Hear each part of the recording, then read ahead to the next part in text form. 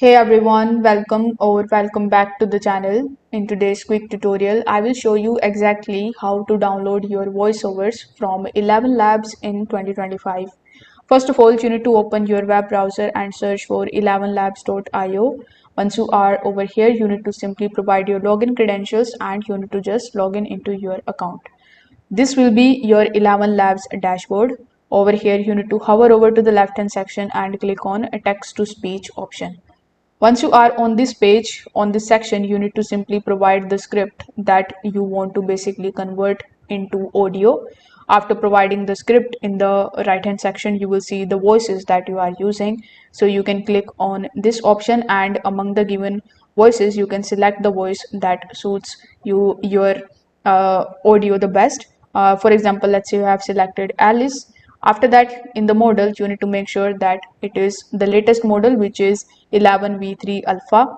After that, you can just increase or decrease the stability, but I would recommend you to just do not make any of the changes over here if you are completely new to Elevenlabs. Now, once you are done with it, you need to click on the generate speech option over here. After clicking on the generate speech option, it is going to take some time to generate the audio for you. The audio should look something like this, so you need to wait for some times. Now, as you can see over here, it has given you two different generations for this particular text. So you can just simply listen to both of these and then you need to select which one do you want to download. So let's say you have listened to both of these and you like the second one.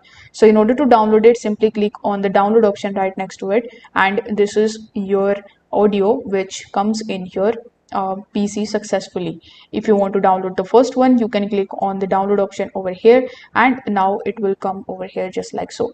If you want to just see the history of your generations, you can simply go to the history section.